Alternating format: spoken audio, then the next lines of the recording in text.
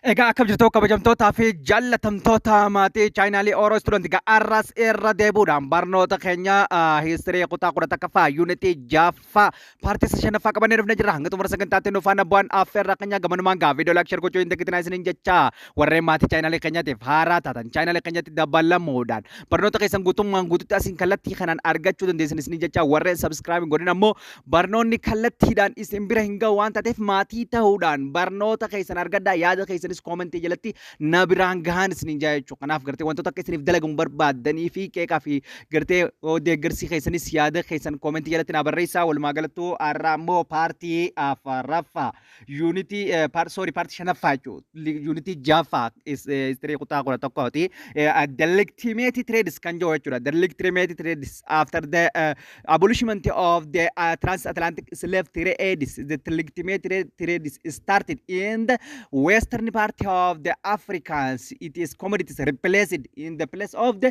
slaves kan jiru san laallaa jechuudha. As keessatti kana laallaa jechuudha.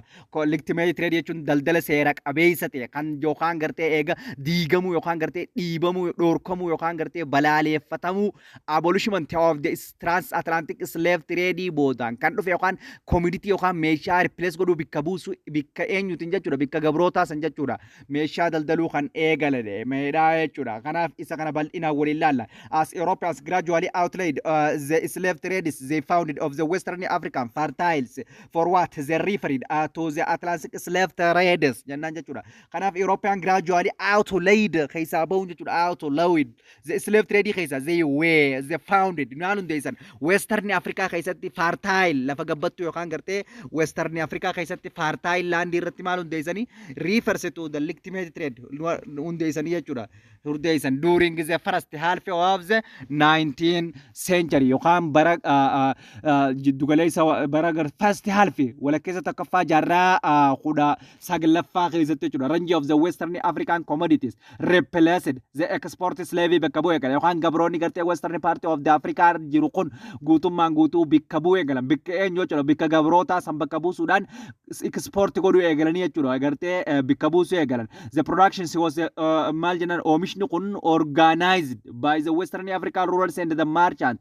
Western African hoggantoota yookaan gartee Western Africaatiif yookaan marchantota yookaan gartee daldaltoota Western Africaatiin kan gartee organized ta'e yookaan kan gartee tokko meedha jechuudha. Who often is made use of the internal slave laborers cash use for cash crops and the plantations and for transport ja kana jechuun bar gartee gabroota biyya keessatti hin dhiifamne ilaal gartee transatlantic slave trade hin dhiifamullee keessoo Afrikaatti gartee inside of the Africans and the other countries gartee Ameerikaa irraa tanafte biyyoota akka Middle East akkuma gartee paartii dabran keessa waliin laallatti gabroota gartee biyya keessaa fayyadamuudhaan cash crop yookaan midhaan maallaqaa kana gartee achitti oomishan midhaan gabaadhaaf gurguramu jechuudha. Midhaan gabaadhaaf gurguramu cash crop achitti misoomsuu eegalanii jechuudha.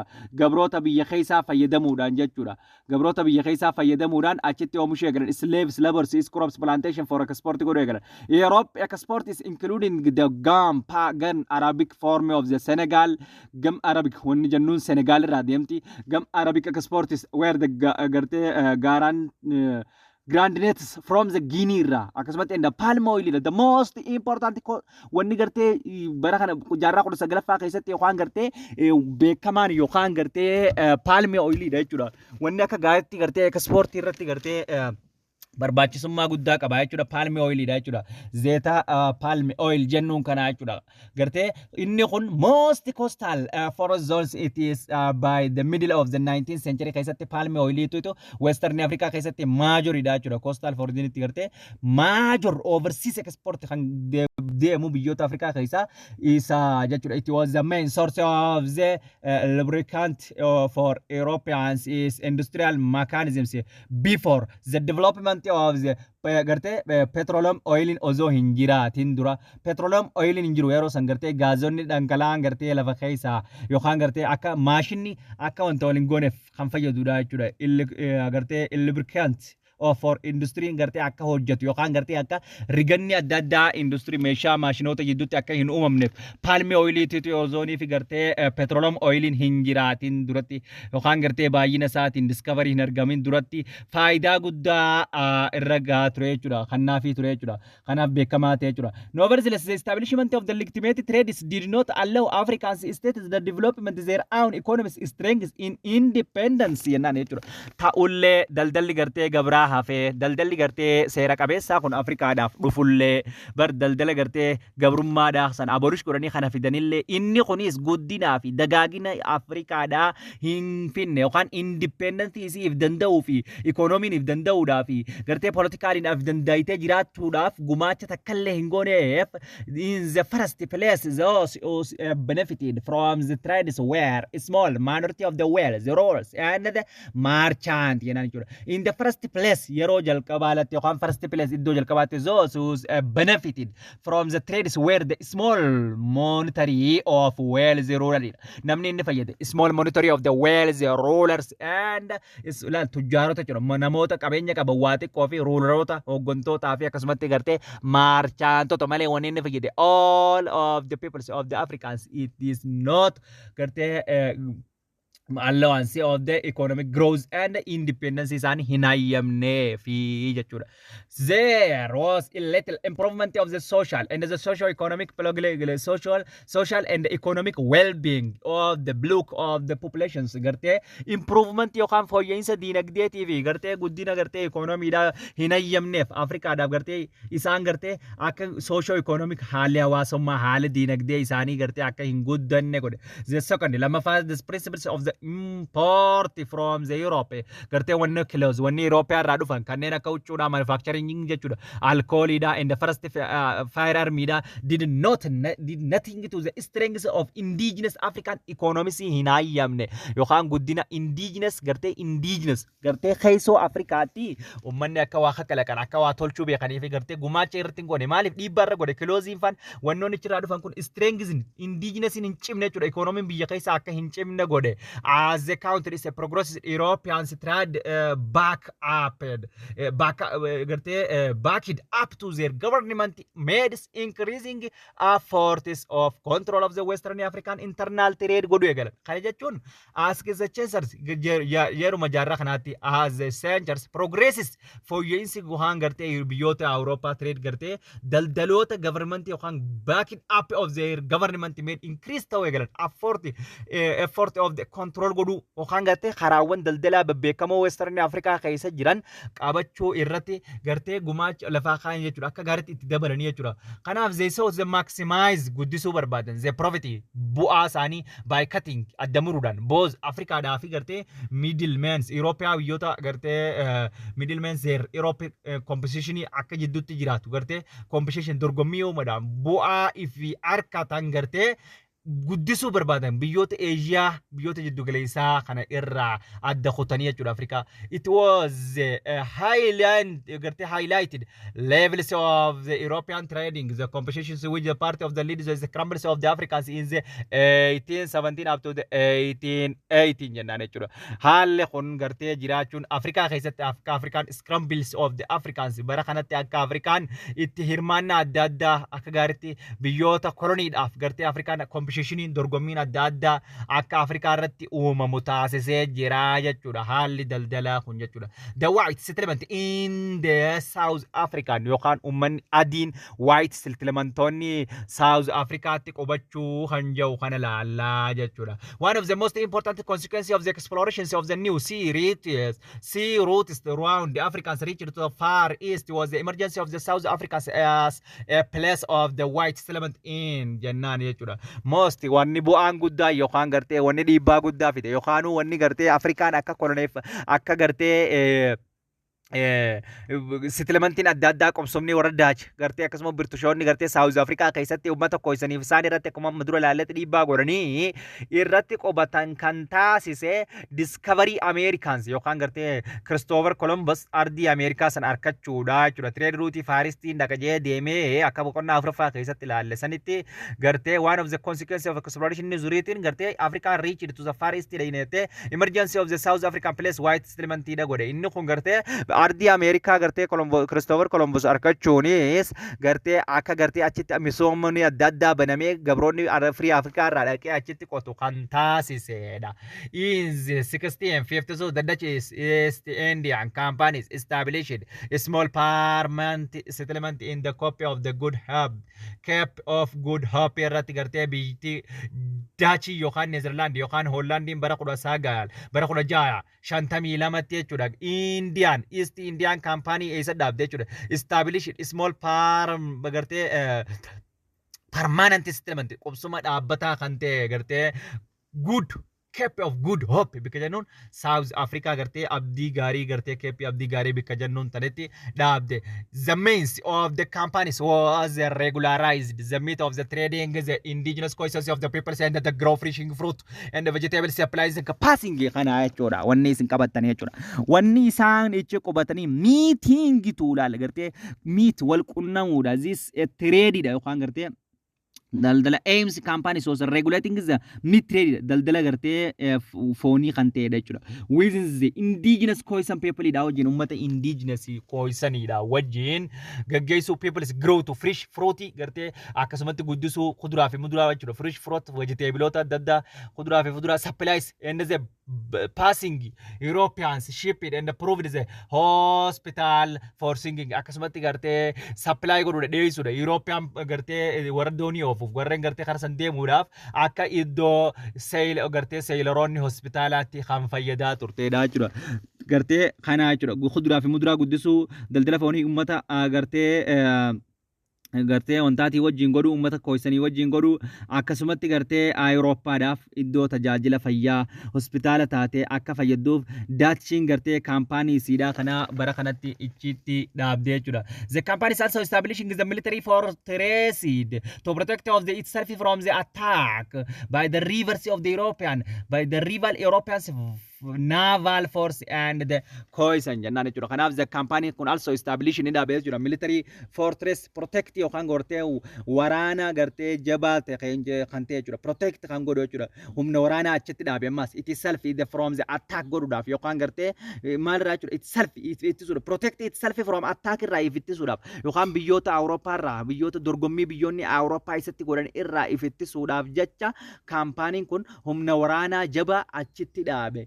With the aims of the expanding the province of the trades in the 1657, the Dutch companies made to some of its soldiers permanently settled for farmers known in the Dutch as boys farmers, later called the Afrikaners. Yannaan jechuudha. Kana jechuun gartee within the aims of expedition yookaan gartee kaayyoon gartee babal'ina kana province of trades gartee bara 1657 the Dutch companies made to the sum of the soldiers permanently settled from the known as the Dutch boyers kan jennu gartee biyyatti Dutch yookaan biyyatti Neezerlaand yookaan biyyatti Hollaand boyeroota kan jennuun yookaan farmaroota gartee warreen biyya Dutch yookaan biyya isaanii later to the cold kan Africanism boodarra jaam ifiin jaan kun gartee aadaa Afrikaa fudhatanii isaan kana achitti qobsiiste permanently akka isaan achi qobatanii gartee lafa qotatan goote uummata Khoisan irratti jechuudha. Ardii South Africaatti to work on the farmers. The companies it is initially imported to slave from the Western Africa. Gartee akkitti hojjetaa turan jalqaba irratti gartee kaampaanii warra Dutch yookaan warra boyeroota kun gartee Western Africa irraa gabroota geessuudhaani gartee ardii san irratti hojjechiisaa turan. Ardii san irratti hojjechiisaa turanii jechuudha. Kanaaf rapid hojjechiisaa turan. The boer system on the Khoisan grazing land and the cattle riding by the lead to the forest Khoi Dutchin gartee waraanni bara 1659 akka jidduutti gaggeeffamu uummata Dutch yookaan gartee uummata boerii fi uummata gartee Khoisan jidduutti maalirra wal lolan and the grazing lands and the cattle ride by them lead to the forest Khoi Dutchin wanni gaggeeffameef gartee lafa dheedichaatii fi akkasumatti gartee cattle horii isaanii irratti gartee dhiibbaa waan fidanii gaggeef gartee kanaaf bara 1659tti Khoisan Dachiin gartee Boyerin waraanni yookaan gartee Khoi Dachiidha kan gaggeeffamedha jechuudha. However, ta'ullee as a result of the lack of unity among the Khoisan clans, they eventually defeated and the companies claimed the all the Ireland. Kanarraa ka'uudhaan garuu ta'ullee gartee lafa Khoisan yookaan gartee lack of the unity yookaan tokkummaa irraa dhabuu irraa kan ka'e uummanni Khoisan mo'amanii kaampaaniin kun mo'ee eventually defeated mo'ee isaan kana guutummaatti lafa isaanii san claimed the land lafti tun xiyya jee guutummaa isii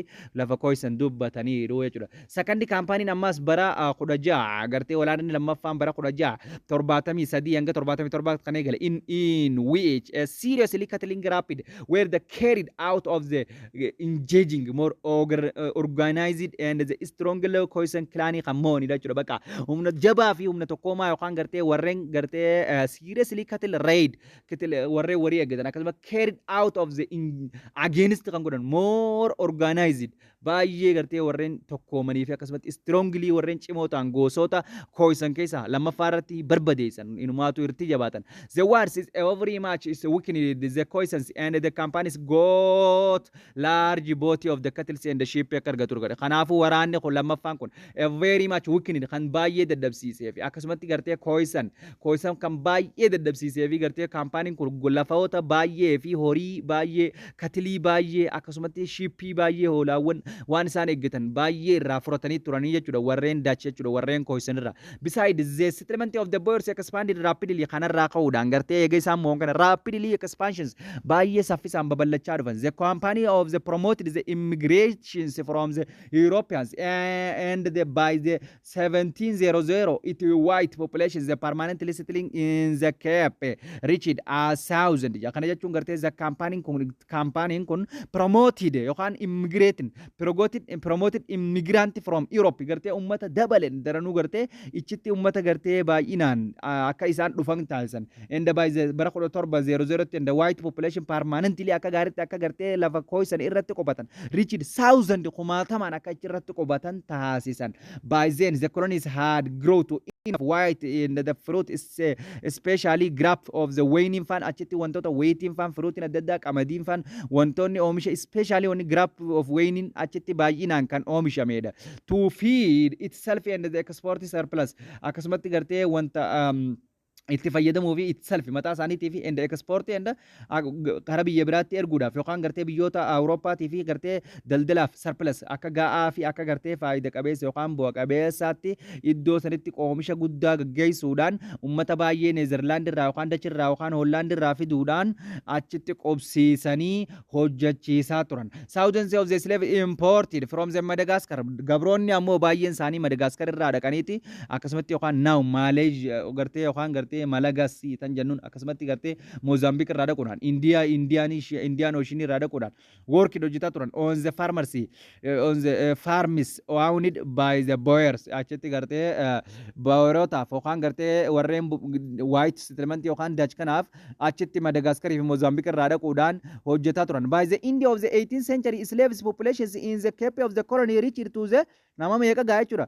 Namoonni gartee xumura gartee jaarraa 18ffaa keessatti slave population gabroonni achitti qubatanii jiran namoota 25,000 while other total white ummanni adiin ammoo namoota 20,000 takka gaanii jechuudha. Gabroota isaaniif hojjetuuti isaanirraa hedduudha jechuudha.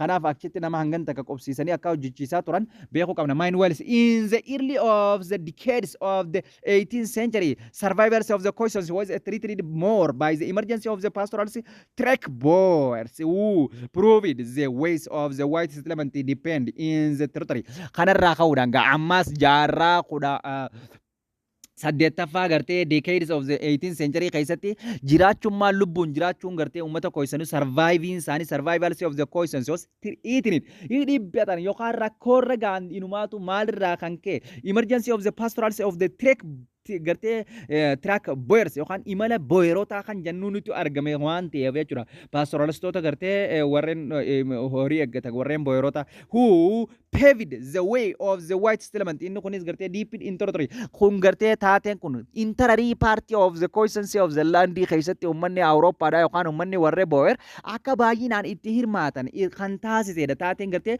tiraak boyers kan jennuun kun at the same times yeruma kanatti cohesion and the appreciate in the southern as a result of the spread of the smallpox and the epidemics introductions introduced to the cap by European settlers. Kana jechuudha. Kana irraa ka'uudhaan yeruma kanatti gartee uummanni preach in thousand baay'een kan dhumanidha yookaan gartee kan badanidha uummanni gartee warra kooyisanidha kun jechuudha. Bu'aa maalirraa kan ka'e dhukkuba smallpox yennoon gartee fanxaaxaa dhukkuba jennuun achi geessanii introduce godhanii yookaan keeppi of the European soileroonni yookaan dooniidhaan gartee warra dhufan dhukkuboota hamaa gartee biyyoota Awurooppaa irraa fiduudhaan akkuma warreen Ameerikaadha native peoples yookaan armeen Indiyaan yookaan gartee kan jennuun san akkuma isaan fixanitti ummata gartee kooyisanis baay'ee isaanii fixanii turanii jechuudha warri Awurooppaadha jechuudha. Kanaaf during the periods of the 1700 and 1716 the Boers expanded the eastward in the Zululand kanarraa ka'uudhaan gartee boyeroonni ammas gartee bara 1700 daanga bara 1760tti boyeroonni expanded baay'inaan kan babal'atan eastward in the Zulu kingdoms kan jennee kan laallesan gartee jechuudha.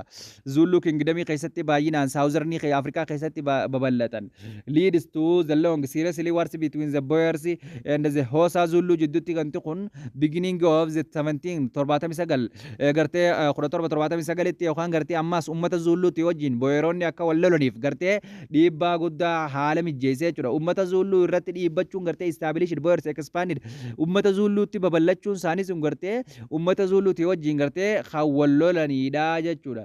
The Cape colonies was taken over the British in the 1795 gartee bara 1795tti gartee Cape coloniin bika jenneen bika duraan boyeroonni qabatan sun amma eenyuun qabatamte Biriteeniin qabatan Biriteeniin ammas boyerootuma achirraa kaase jechuudha. Ifumaafuu wal kaase warri Awurooppaadha Biriteenii fi boyeroonni achirraa kaan sababa Biriteeniin dissatisfied gartee within the British ruling gartee achitti dhufeeti dissatisfied akka isaan gartee hin jiran yookaan akka isaan nagaan taane akka isaan gammachuun arganne godhe. The Boers of moved ni deeman further of northern cross of the Vaala bika jennuun Orange akkasumatti Orange River in the bara 1830 hanga bara 1840tti deemanii jechuudha. This is known as the Great Track jennaan jechuudha. Kanaaf imala guddaa jennaanii jechuudha. Dissatisfied with the British rulers walitti ta'uu dhabuun gartee waraana British rulii fi bulchiinsa gartee British fi boyeroota Great Trackiin akka dhufu kan godhedha jechuudha. Sababa gartee warreen British jecha boyeroota irratti dhiibbaa wanti warreen boyeroota gartee baay'een isaanii imala gaggee Great Track jedhamu baay'ee lafa gartee kooyisan keessatti babal'achuu eegalanii warra kooyisan irra dhiibbaa fidan. Consequently, the four Boers of the colonies of the Cape gartee Boers coloniin gartee Cape of Natal bika afur qaba.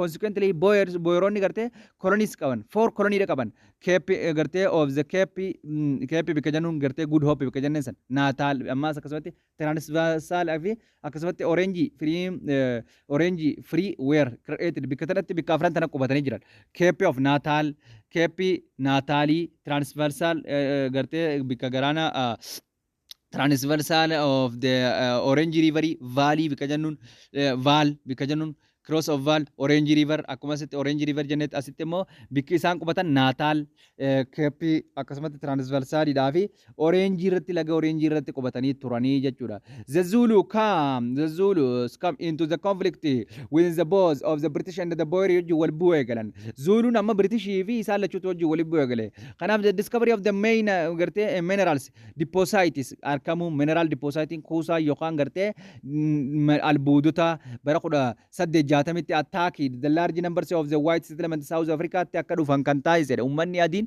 achitti gartee albuudni jiraachuun gara bara 1860moota keessa uummanni white settlementiin akka baay'een isaanii large number lakkoofsi guddaan akka Afrikaatti South Africaatti akka qubatan kan taasisedha. At the end of the 19th century British took the control of all the four southern African colony of the Boer. Walumaa galattu baqa. Naataalii laal kun as suuraa kanarra kaa jirame Naataal tan jennuun akkasumatti Transversal tan jennuun Akkasumatti gartee asiinis gartee Losozo Orange Pretoria asirratti maqaa isaaniitti barreessine bikka afran kanadha. As takka as lama as sadi as afur kanatti boyroonni akka move ta'an sababaa gartee asirraa jechuudha. Sababaa Saawuz Afrikaa kanatti uummanni British dhiibbaa irratti godhe irraa kan ka'edha jechuudha. Kanaaf gartee jaarraa kudha saglaffaa keessa Biritishoonni gartee guutuu isaanii Saawuz Afrikaa kolonii afranuu qabatteeti turtee jechuudha. Biritishiin kolonii afran warreen boyeroota guutummaan guututti jaarraa kudha saglaffaa keessatti qabattee turte. This situation in South Africans has become the more extreme. Baay'ee gartee South Africaatti haalli kun gartee akka cimu kan godheedha. Surplus force had the inability to the settlement to keep much of the better agricultural landing akka baay'inaan gartee lafti qonnaa barbaadamtu. The much of more gartee numerous indigenous gartee Bantu of the Khoisans speaking inhabited have been pushed akka gartee dhiibbaan irra geeffamu aadaa fi akkaataa gartee indigenous Bantu Khoisan speaking afaan isaan dubbattoota afaan isaanii jechuudha afaan warra Bantuutii fi afaan warra dhalattoota biyyattii South Africaadhaa Bantuudhaa fi gartee warra Khoisanii dhiibbaan akka irra gahu less favorably or less as gartee akka Malta ammas jechuudha into the less pushed akka dhiibaman isaan gartee into the less favor lafa gartee jaalatamummaa hin qabne and less accessible land hanga gartee lafa dhabuutti jechuudha lafa irra jiraatan dhabuu jechuudha speaking inhabited have been pushed into less favorably baay'ee isaanii dhiibamuu jechuudha aadaa fi afaan isaanii waa hunda isaanii irraa jechuudha lafa isaanii irraa jechuudha accessible land lafa dhabuutti hanga lafa dhabuutti jechuudha it is the times served to the reserve of the cheap laborers from the settling company dha jechuudha kanaaf gartee dhiibbaa akka isaan guddina kana fi akka gartee diinagdee misooma afaan gartee aadaa ummata Khoisanii fi ummata boyeroota ummata Bantuu irratti godhe ummanni gartee Britishii fi warreen Awurooppaadhaa beekuudha qabnaa jechuudha kanatti aansee kan jiru ammoo Europeans explorer and the missionaries kan jennu jechuudha qorattoota Awurooppaatii fi ergamtoota Awurooppaa bara 1770 hanga bara 1870tti kan jiru jechuudha maaliif Eurooppaatti gartee exploreroonni yookaan gartee qorattoonni dhufan missioneroonni maal dhufan kan jiru laallaa jechuudha as keessatti gartee wanni isaan dhufaniif eeyimiin isaanii kaayyoon isaanii kan fuula duraa maal yookaan haala akkamiif dhufan The transatlantic slave trade is gave to the way to the legitimate trade. Transatlantic slave trade in bar gave to way legitimate trade dan garte bakka bu'e. It is in order to maximum benefit bu'aa guddisuudhaaf jecha for this trade is daldala kanarraa jechuudha. Europeans need to the sufficient information about the Africans potential sources of raw materials, cheap labor and then new market of European manufactured good. Laal garte wanni isaan dhufaniif garte European come to the African to the maximize profit bu'aa isaanii guddisuuf jecha Afrikaa kana waa'ee Afrikaa kana keessa isii waan hin beekneef coastal area malee interior part of the Africa yookaan keessa Afrikaa waan hin beekneef discovery godhuudhaaf yookaan qorachuudhaaf maal guddisuudhaaf bu'aa isaanii guddisuudhaaf magaalaa guddisuudhaaf qabeenya gartee resource bikka jiru gartee industry amma maaliif gartee transatlantic slave trading legitimate trading an bakka bu'ee miti legitimate trading meeshaawwan commodity fuudhee gartee Afrikaa geessee achi geessee oomishee Afrikaa gurgurachuudhaaf miti biyyoota biraa gurgurachuudhaa miti kanaaf isa kana bikka magaalaa meeshaa itti gurguratan bikka gartee meeshaawwan dheedhii yookaan raw maateriaalii irraa barbaaduudhaaf profitii isaanii guddisuudhaaf to maximize profitii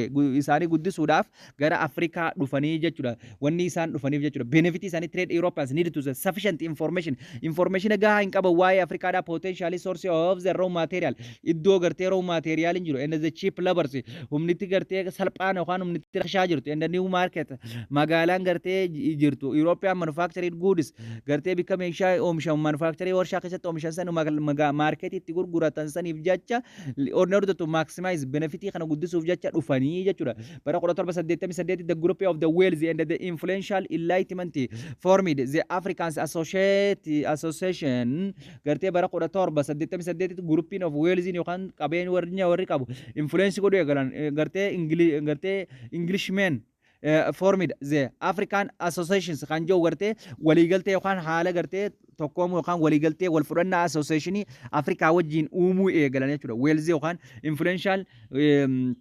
English money yookaan gortee warreen English jaanitee galan. The aims was sent to the expedition. Kaayyoon isa kanaa maali? Imala godhu yookaan expeditionii to babal'ina to visit it. This Tumbuktu akka daawwatamtu. And the investigate of the course of the Niger course akka qoratamtuu fi magaalaan Tumbuktu bikka gartee mansamuu sana akkasitti irraa tujjaaree qabeenya warqiidhaa jiru sun maali soorsiin siin ulaala deemaadha. Akkasumatti gartee akkasumatti Niger riivarii galaana riivarii kana gartee investigate course isaa san nu qoradhaa jaaniitiiti gartee ergan. Kanaaf the between the bara 1788 hanga 1777 the numerous numbers of the explorers set out into the heart of the Africans improved the knowledge of the Africans. Garte bara 1788 hanga 77 jechuudha.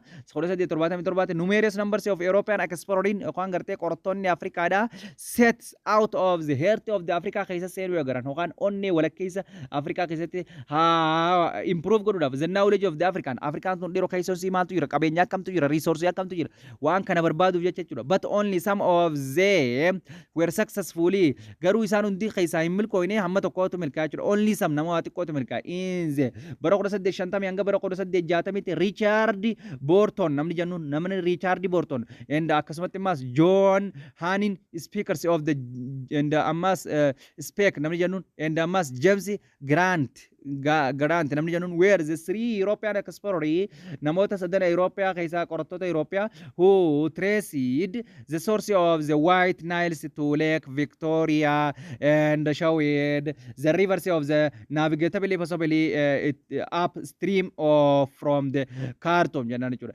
Isaan kun namoonni sadan kun explorer qorattoota Afrikaa keessaa source of the White Nile madda gartee Nile diidaa Lake Victoria akka taatee fi kan arganidha. Akkasumatti showed to rivers navigatably lagni Nile gartee akka humna imala yookaan navigationidhaaf imala dooniitiif akka ta'u gartee upstream gara olii yookaan Khartoum gara oliitti akka inni danda'amu dooniin akka deemuu dandeessu qoratanii harkan jarri sadeen. Similarly is the form of the missionary Dr. David Livingstone namni jennuun bara 1873 visit nama daawwateedha. The Zambezi River laga Zambezi nama daawwateedha. Later to explore akkasumatti area from the Shire River nama qorateedha. To the lake Malawi bikka jennuun laga river Shire River laga gartee Shire River yookaan gartee laga Shireedhaa kan jennuun kana to lake Malawi naannoo laga Malawiitti hara Malawiitti nama qorateedha. He also leads several expeditions to lake and the river systems. South African illee nama gartee akkasumatti gartee expeditionii gaggeesseedha. Gartee namni kun leekii yookaan harawwanii fi river systemoota yookaan sistema laggeewwan South Africa Central South Africa keessatti jiranii baay'ee isaa nama qorateedha. The explorers is Henry Morton namni jennuun Henry Morton Stanley namni jennuun is completely Livingstone worked the sailing down of the Zaire Congo from the upper tributary in the bara 1776 namni kun namni Henry Morton style namni jennuun kun complete nama godhe jechuudha. Livingstone worker by sailing gartee haala gartee imala yookaan dooniidha South Africa keessatti jiru jechuudha. In the South sailing downs in the Zaire Congo bikka jennuunitti jechuudha. Livingstone in the Zaire Congo from the upper tributary yookaan gama oliitti yookaan laga gartee upper tributary yookaan gara oliitti jechuudha. In bara meeqatti bara 1876 nama gartee qorateedha jechuudha. Zaire Congo kan jennu yookaan laga Zaireadha. His explorations was significantly becomes the head shows and the navigatably Zaire river jechuudha. Akkasumatti inni kan qorateedha significantly because of the show kan agarsiisa navigatably dhaaf akka ta'u laayini Zaire akka ta'u namni agarsiisedha. Akkasumatti the Belgian king Leopold the second namni jennuun gartee namni gartee Belgian king namni biyya Belgian king biyya Belgium Leopold the second had showed akka inni gartee Leopold second kan kun showed akka agarsiisu particularly the interest yookaan Stanley explorations and sent to the him back of the Zaire river itti gartee lamada deebisee ergee jechuudha namni biyya Belgian gartee Belgian namni biyya Belgian kun kingichi biyya Belgian kun Leopold II nama jennuun kana gara eessaatti ergee jechuudha ammas gara laga Zaire Riveritti ergee jechuudha akka gartee lamada irra deebi'ee qorannaa achitti gaggeessu jechuudha. In this ways Europeans explorers proved the way from the colonial control of African haala kanaan gartee qorattoonni Afrikaadhaa gartee kolonii Afrikaatiif haala mijjeessanii turanii jechuudha. Boodarraa akka gara koloniitti dhufte jechuudha. By the 1816 the French on the Senegal rivers had established a narrow rivers colony dhaabde jechuudha. Kana jechuun kolonii xiqqaa afaan dhiphaa tokko biyyi Faranjii bara 1860mootatti gartee Senegal riivarii irratti laga Senegal irratti narrow rivers kolonii tokko dhaabde jechuudha. River kolonii tokko dhaabde jechuudha. Kanaaf similarly the British government is declared mootummaan British kan ilabse the Fanate status crown colony when the kingdoms of the Asante challenged the British trading monopoly on the good Gold Coast. Kana jechuun bar similarly the British government mootummaan British declared the Fanate state irratti yookaan mootummaa Fanate irratti crown colony irratti labse when the kingdoms of Asante challenged yookaan yerguuniif kingdom Asante gartee challenge dhiibbaa irratti godhu jechuudha. Biroo British irratti jechuudha. Britain irratti jechuudha. The British trading is monopoly godhe jechuudha. Gold Coast yookaan Gold Coast yookaan iddoo qarqara gartee coastiin jirtu coastii galaanaatti yookaan coastiiwwan yookaan qarqaroota warqeedhaa jechuudha. The British positions in this coastal colony was further secured by military victory over the Ashanti army irratti bara 1874 irratti Ashanti irratti mo'icha argattee jechuudha. British guutummaan guutuu si moote. The real motive behind those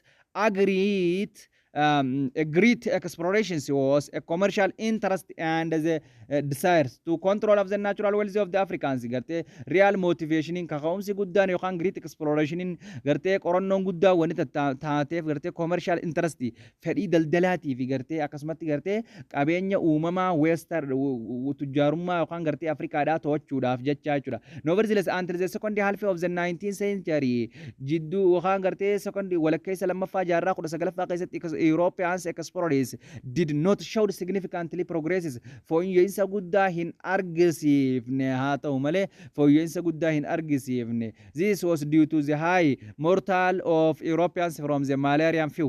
Maalirraa kan ka'e dhukkuba busaa kan gartee uummata Awurooppaa baay'ee isaanii fixu jiruutu jira waan ta'eef Afrikaa irratti milkaa'ina guddaa qabatanii argamsiisuu hin dandeenye hanga walakkeessa lammaffaa jaarraa 19ffaatti jechuudha. It was since the early 1815 when the quinines was discovered and proved the reasonably protections from the malarian favors the Europeans explored Africans was quickened. Baay'een isaanii gartee dhukkuba busaa gartee ardii Afrikaa keessatti jiru kana gartee qorachuudhaaf eega kiniin argame booda jaarraa 1850 jaarraa 19ffaa keessatti kiniin eega discovery ta'e booda protect malaariyaa irraa dhukkuba busaa irraa if eeganii Afrikaa keessa quickened baay'inaan gartee kan qorannoo irratti hirmaatanii jechuudha.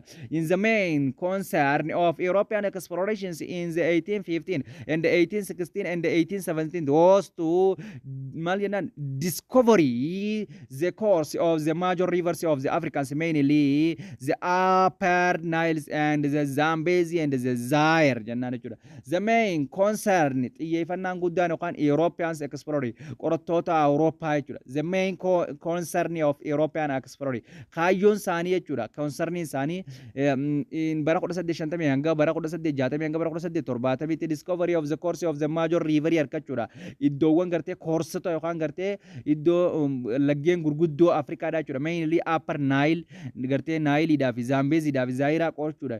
This intense interest in African rivers was not freed simply by detached scientific and coercive yookaan gartee coercity jechuudha. akka gartee wanta qabaatu jechuudha. Daranuu akka hamileen itti haatu qorannoodhaaf yookaan gartee waan tokko itti fufinsaaf gartee waan san akka irratti hirmaatan baay'inaan kan godheedha jechuudha. Intarastii yookaan gartee Afrikaadhaa kun this intense is interesting fadhiin isaanii Afrikaans rivers was not fed gartee baay'een isaanii fared simply baay'inaan kan saffisaan gartee yookaan gartee qorachuu hin dandeenye waa'ee gartee laggeewwan Afrikaa kana jechuudha. Course of river. The rivers of the Africans were viewed by Europeans as a primary trading arteries to and form of interior areas of the continent. Riveronni yookaan gartee rivers of Africa gartee were viewed kan ilaalaman by the European as a primary trading yookaan gartee primary trading yookaan gartee daldala jalqabaa irratti yookaan arteries and to form of interior area yookaan daangaa biyya keessaa qofaan jechuudha. Of the continent qofa keessa ilaalan malee leeggeen kana keessa gabboonin interior area waan gartee biyya keessa jiran gartee naannoo gartee koorsii osoo hin taane maddoota bikka isaan irraa burqan yookaan gartee osoo hin taane interior bichaa qoratan jechuudha boodarra. They were high siruu hin danda'amneef jechuudha. Directly kallattiidhaan milkaa'ina irratti hin gaggeessine qorannoo hin danda'amneef haalli mijaawaa dhabuu danda'aaf laggeen baay'een isaanii itti dhiyaachuudhaaf kanneen akkana gabbaa'e bikka isaan koorsii isaanii arkuun nama darara waan ta'eef bosonaa fi rukkataa fi wantoota adda addaatiif baay'een isaanii haala gartee ulfaata qaban. They were high was through which is Europeans could open up to the continent of European trade and exploration garuu akka ta'uuf ammoo bu'aa guddaa godhee jira jechuudha. Haalli gartee exploration dha kun gartee ardii Afrikaatiin gartee akka trade irratti gartee trades and the explorations is a highways through the European could open akka taatu gartee akka banaa taatuuf jechuudha. Ardiin Afrikaa biyyoota warraa Awuroopaatiif jechuudha. In this course of the 19th century the large numbers of the European missionary dhufna jechuudha. Amma lammaffaa irratti ergamtoonni yookaan babal'istoonni amantaadhaa maaliif dhufan? Also comes to the Africa maaliif dhufan? The most dhufan jechuudha. Barra 19ffaa keessatti jechuudha. Jaarraa 19ffaa keessatti large numbers of baay'een isaanii namoonni hedduun dhufan. The most important were the British based of Anglican Church tu erge jechuudha. Waan missionary society kan jennuun Anglican Church missionary society tu isirraa erge takka warreen beekaman kan ergame eenyu jechuudha warreen British and the Westerly Methodist and the Missionary of Society or London warren jennu jechuudha. Missionary of Society of London warren London biyya English saniitu baay'ee isaanii dhufanii jechuudha. Besides the Protestant missionaries come from the France irraa Protestantni dhufan akkasumatti Germany irraa Holland irraa akkasumatti and the United States irraa baay'ee isaanii dhufan ergamtoonni amantaa babal'isan. French Catholic missionaries to come later toward the end of the French Catholic missionary ammoo kan isaan dhufan come to later toward the end of the century xumura jaarraa 19ffaa irratti dhufanii jechuudha. Since the early of the 19th century European missionaries have they conducted the successfully missionary active baay'ee gartee missionaroonni isaanii milkaanii turan. In the Western Africa keessatti Sierra Leone bika jennutti on the Liberian bika jennutti gartee Liberia bika jennutti baay'ee milkaanii yookaan gartee in the South Africa keessatti illee milkaa'ina guddaa yookaan amantii isaanii babal'isuu irratti argatanii jiran. It was a major freedom freed slave freed slave and the pure and disposed communities of the Khoisans and the mixed race pupils and the London missionary societies and the Moravian missionaries founded the most successful early missionary jechuudha. Baay'een isaanii gartee freed slave gartee warreen gartee gabrummaan akkan jirre akkasumas the pure ummanni gartee harka qalleeyyii ta'an disposed in the community of the Khoisan gartee ummanni Khoisan akka gartee disposed ta'an akkasumas gandee the mixed race akka gartee gosummaadhaan walitti makaman pupils of the London yookaan gartee missionary society kun akkasumas gartee Moravian missionary society warreen milkaa'ina guddaa ummata kanarratti dhiibbaa guddaa godhedha jechuudha.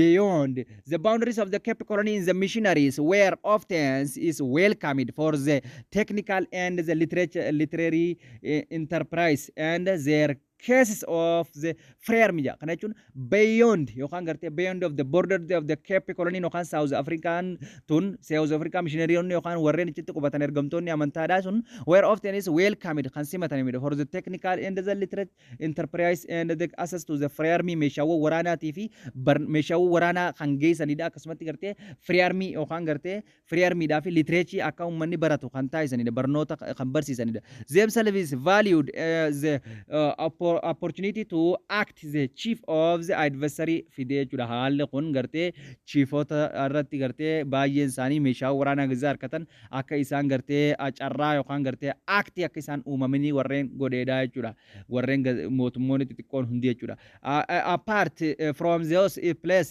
by the third quarter yookaan gartee sadaffaa jaarraa kudha sadaffaatti jaarraa kudha sagalaffaatti gartee third quarterii jaarraa kudha sagalaffaatti gartee BT yookaan gartee kiristaanonni mishiinaroonni yookaan warreen amantaa babal'isan kun was making to slowly progress fooyya'insa guddaa fidan missionary stations where they still largely confined the coastal region irratti biyyoota qarqara galaanaa jiran irratti working and among the African already cultural contact walitti qunnamtii abortu biyyoota Afrikaatii fi wal qunnamtii aadaa biyyoota Afrikaa wal fudhannaa yookaan aadaa biyyoota Afrikaatii fi Awurooppaa irrattis daldalaa irrattis baay'ee gumaacha guddaa godhan bara 1880 keessatti numbers of the Christian converted was less than 1% dha lakkoofsa bara 1880 keessatti na weerti keessaafu gartee western Africa keessatti percentage takka gad bicha jiran Africa keessatti jechuudha Africans excluded Ethiopia gartee Ethiopia ozone hammanne jechuudha numbers of the Christian converted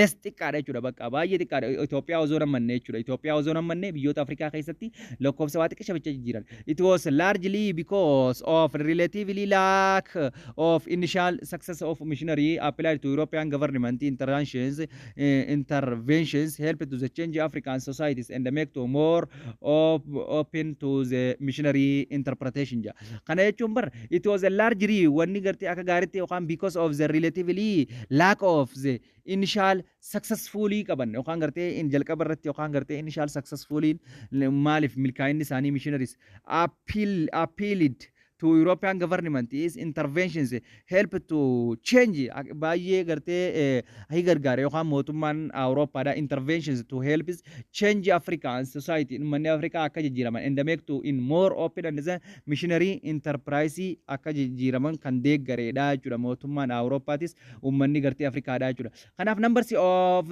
the cases of the Christian missionaries played to the significant role gahee adda taphatan in the promoting baay'ee fooyyessan and the shaping the advantage of European colonialism gartee fulaan wannummaan isaan dhufanii yookaan bakkaati wanni kaayyoo guddaa wanni isaan qaban jechuudha haala mijjeessuudhaaf jechuudha biyyoonni isaanii yookaan gartee Afrikaadhaaf Afrikaan akka koloneeffatamtu kan godhan jechuudha shaping advantage of the European colonialism dhaaf significant haala mijjeessanii turan in the final quarter of the 19th century in the particularly European missionary is appeal to the home of governments to various degree of the political military and the protection baay'ee qabatanii turan iddoo gartee military yookaan gumaacha adda addaa irratti hirmaatanii turan poolitikaa irrattis militarii irrattis waraana irrattis akka aangoo qabaatan it was usually in the face of the local people local political gartee conflict which is threatened by the state of their missionary gartee sababa kanarraa gartee biyyoonni gartee lookaalidha Afrikaadha akka walitti bu'aa turan akkasumatti because of the own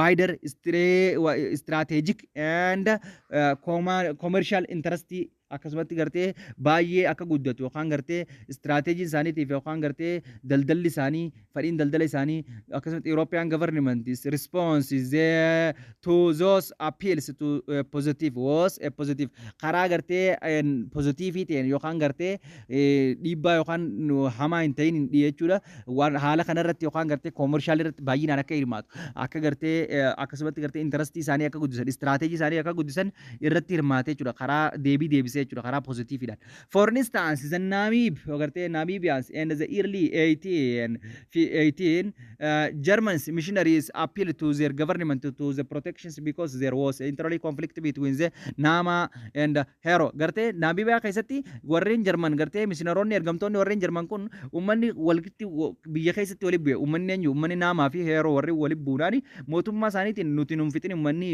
wallolee jiraati waraana nu ergi jaanii protections becomes there isa kanarraa maal gaafatan governmentii deeggarsa gaafatan kanaaf deeggarsa gaafatan that is destroyed of the missionaries and the settlement in Namib kanaaf gartee peoples is that is destroyed baay'ee isaanii dhiibbaa irra godhanii firraa ari'an uummanni gartee that is missionary conflicting kun gartee settlement in Namib keessatti warreen jiran irratti dhiibbaa godhe jechuudha it is has due to this that the German government is declared the protection over the western kanarraa ka'uudhaan gara German gartee waraana si'eessatti ergite jechuudha South Western Africa keessatti bara 1884 missionarii keenya yeeyna yookaan gartee ergamtoota keenya kachi Yerusaan irraaf gartee biyyoonni eega wal dhabanii naamii fi horoon eega wal dhabanii gartee heroroo eega wal dhabanii gartee ichititti akka eegumsa taa'uuf ergina jaanii ichitti ergan haalli kunis boodarra achumaan kolonii akka isaan waraanni asitti hafee koloniidhaaf qabamtu godhuu deema in the scramblers of the yookaan gartee irratti hirmaachuu yookaan Afrikaa